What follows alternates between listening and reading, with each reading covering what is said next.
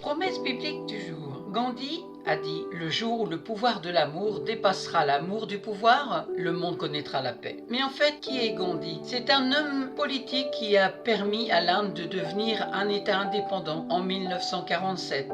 Il a été aussi très connu pour sa non-violence. Aujourd'hui, comment vivre dans la paix et la sérénité face aux incertitudes de la vie? Un encouragement pour chacun de nous. On assiste aujourd'hui à un nombre croissant de situations désastreuses dans ce monde. Celles-ci suscitent dans les cœurs de plusieurs personnes des émotions de tout genre, au point où elles se sentent envahies par la peur du lendemain, par exemple. Au regard de tout cela, il n'est pas nécessaire de se laisser embarquer par les émotions qui pourraient davantage détruire notre morale ainsi que notre santé physique. L'attitude qu'il faudrait plutôt adopter serait d'avoir toujours les regards fixés sur le Seigneur, en ayant une confiance absolue en lui seul. Sachez que l'on peut vivre dans la paix et l'expérimenter dans son quotidien, grâce aux promesses qui sont oui et amen que le Seigneur a faites par le biais de sa parole. L'humanité fait face à divers maux. On peut penser et se dire qu'au vu de tout ce qui se déroule actuellement de par le monde, il s'agirait d'événements qui annoncent la fin du monde et le retour de notre Seigneur Jésus. Mais il faut avoir le discernement, afin de ne pas se laisser emporter partout, mais surtout demeurer dans la présence de Dieu. C'est en lui que se trouve ton assurance et ton refuge en toutes circonstances. Alors il ne faut pas que tu sois dans l'apitoiement au vu de tous ces événements. Matthieu chapitre 24 verset 6, il est écrit « Vous entendrez parler de guerre et de bruit de guerre.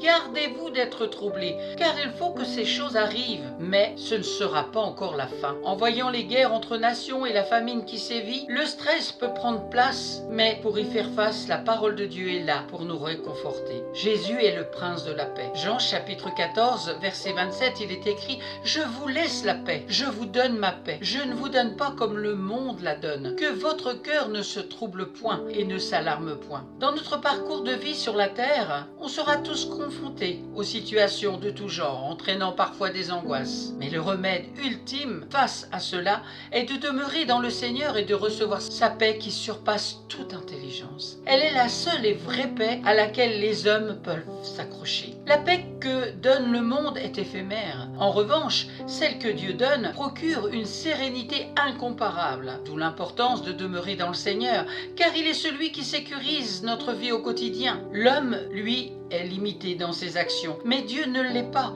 parce qu'il est celui qui veille sur la prunelle de ses yeux, afin de lui provoquer la paix nécessaire face aux incertitudes qui surgissent au fil du temps dans le monde. On récoltera ce que l'on sème. Que chacun de nous, au lieu de considérer ses propres intérêts, considère aussi celui des autres. Philippiens chapitre 2, verset 4. Pour nous sentir en paix, selon ce que la Bible nous enseigne, il faut semer ce que l'on veut récolter. Sème la paix et tu récolteras la paix. L'erreur est de penser que nous sommes le centre du monde et qu'il n'y a que nous. Une fois, le Saint-Esprit me dit « Tu n'es pas le seul enfant de Dieu, c'est une vérité. Il ne s'agit pas que de nous. » Il y a tellement de joie lorsque nous faisons quelque chose pour quelqu'un. Il y a plus de bonheur à donner qu'à recevoir, nous disent les Saintes Écritures. On a besoin de semer la paix quelque part, afin que toi aussi tu sois en paix. Certainement, quelqu'un a besoin que tu l'aides à porter une charge, ou que tu l'allèges un temps soit peu. Oppose-toi, fais quelque chose pour une personne, et la paix que tu cherches sera ton partage aussi. Se taire, même lorsque l'on a raison. Pour terminer, notre Dieu n'est-il pas un Dieu de justice? Pourquoi chercher à se justifier quand on sait que Dieu est capable de le faire? Un rappeur chrétien a dit ceci: ne confonds pas les rôles dans le navire. Ta responsabilité est celle de croire et celle de Dieu est d'agir. Tu ne pourras pas régler certains problèmes, quand même bien tu as raison. Remets tout entre les mains de Dieu et laisse-le agir. En vérité, tu trouveras la paix pour avancer. Se chamailler n'a jamais créé la paix. Lorsque Dieu parties s'affrontent, elles veulent prouver chacune qu'elles ont raison et finalement personne n'a tort et les problèmes perdurent. Alors taisons-nous et laissons le Dieu de justice faire son travail. C'est cela aussi la paix selon Dieu. En fin de compte, on se rend compte que la paix c'est un choix, une décision et c'est cette force qui nous permet d'être au-dessus de certaines situations dans le seul but de recevoir ce que Dieu a prévu. Car la vérité que nous faisons toujours face à des choses qui essaieront de nous voler notre joie. Décidons aujourd'hui même de ne plus porter le poids des émotions, des douleurs, etc.